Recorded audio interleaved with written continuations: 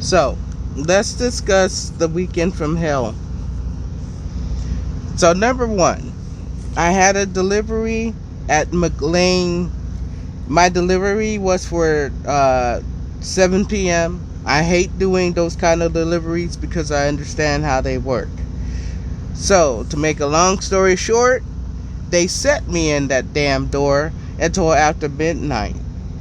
I had 4 hours on my drive time, and by the time I left the facility, I only had an hour left because they set me in that door for that length of time.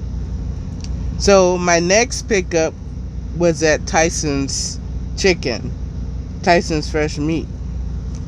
So I had to take my 10-hour break, drive to the stupid Tyson facility.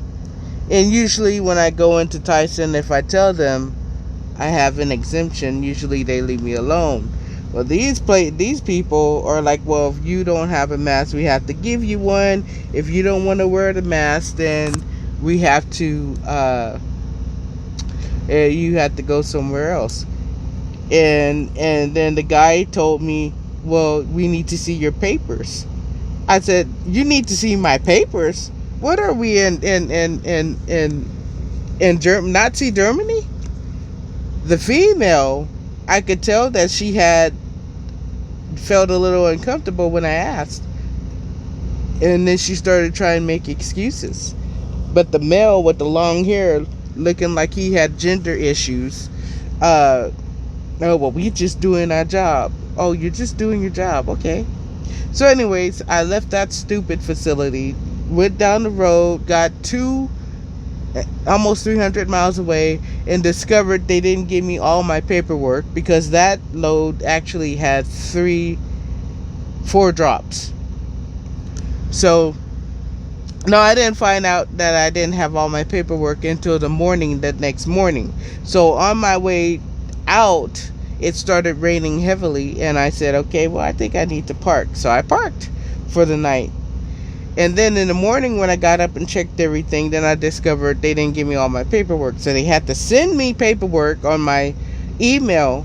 I went down the road some more, and then when I got in on the 24, going towards Chattanooga, all these cars, I saw about 6 cars that had hydroplaned off the road. And then so I routed myself to a Pilot truck stop to shut down so that I could take my 30-minute break and wait for the traffic to calm down, wait for the rain to calm down.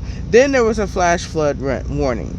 So while I was there, I had to spend money, get a fax thing on my phone because the truck stops no longer take your emails and print things out from your emails because people are evil and wicked, and so they can't trust that there's no virus on the phone. So I had to do what I knew how to do: get a fax, send the fax in, put a fax application on my phone, send the fax to this Pilot, have them download it fax it out, receive the fax, and I paid $8 for that fax.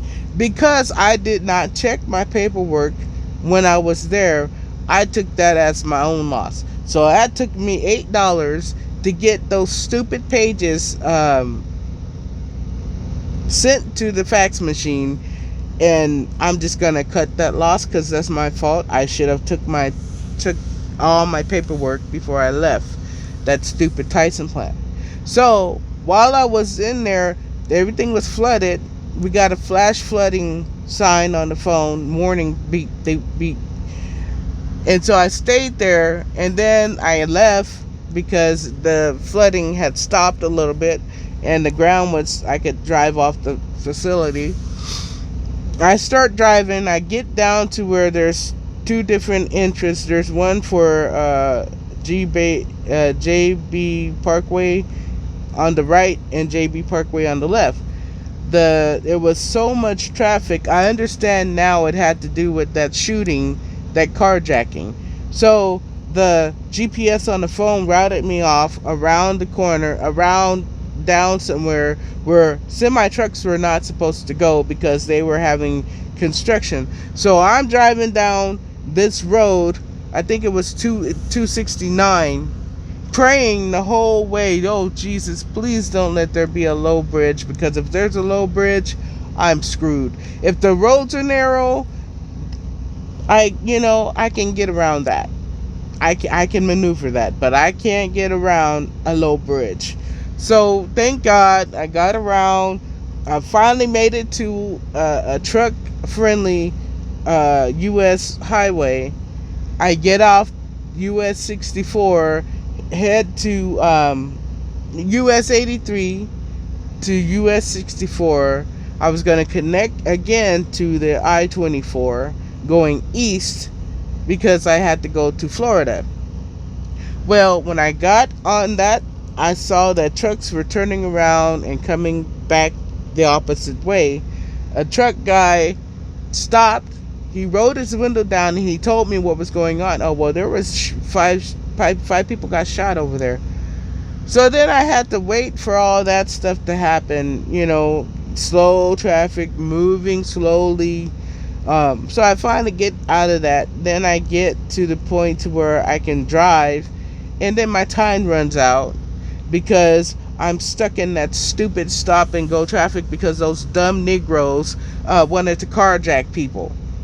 So anyways, I finally get out. Then I had to use my personal conveyance, which is for personal use, not to go to your stop. It's for personal use.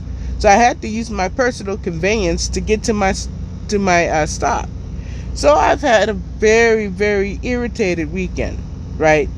So on top of that, I go on Facebook and I'm looking at the governor lowering potential crimes of sexual deviance and all this stuff, giving judges discretion whether or not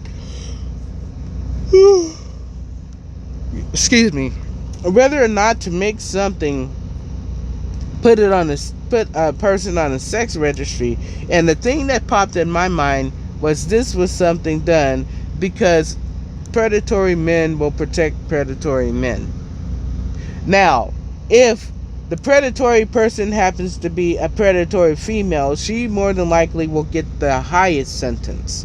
I'm not saying that I agree with predatory females. I'm saying that if you're going to do that, then you need to be fair about the whole situation and stop trying to defend yourself because you're a predatory male and you were predatory when you were 24 messing with a 14-year-old girl, and because of that you see yourself in other predatory males, and then you want to protect predatory males against what you never got caught over, and that's wrong.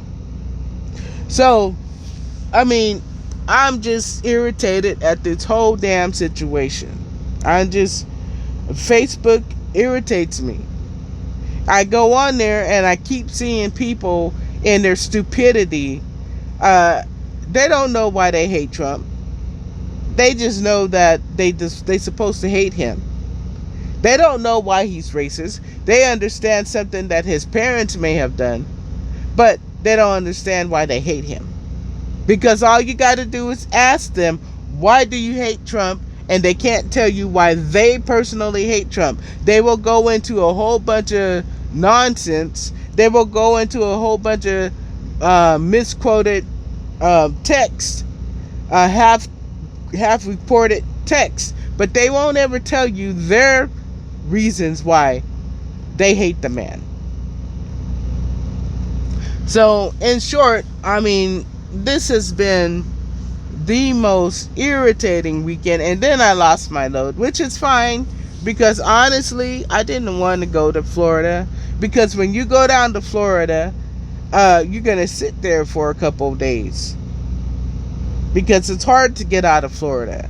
And then when you do get out of Florida, with my company at least, they give you empty miles, and I end up going to Georgia, to Columbia, Georgia, picking up at Hostess, and then they send me to Kansas, and then I drop off the hostess at Kansas, and then sometimes they have me pick up another hostess at Kansas.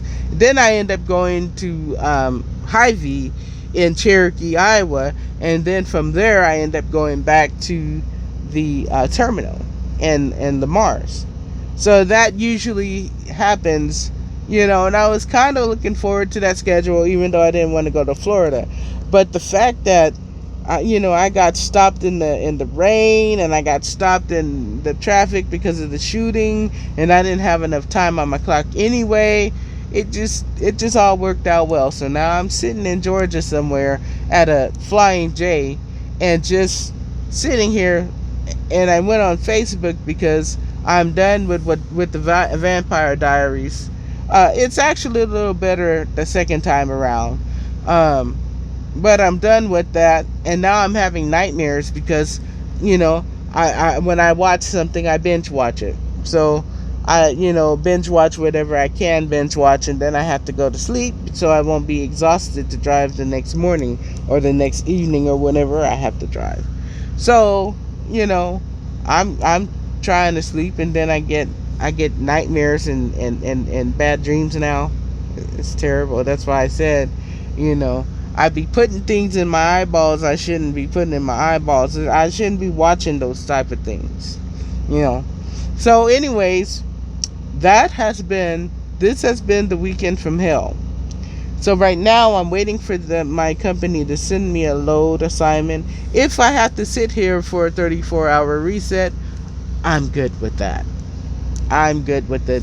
I think I'm gonna make myself some waffles. I normally like to make pancakes instead, but the smoke, as the song says, smoke gets in your eyes. Smoke gets in my eyes, and then I can't see anything. And then by the time I eat the pancakes, they're cold. So I'm gonna just make waffles because that's a little bit more. I'll make waffle and boiled eggs instead of trying to scramble them or make them in the microwave. I think that would be a little bit better for me. Anyway, yes, I'm tired. So yeah, that's it.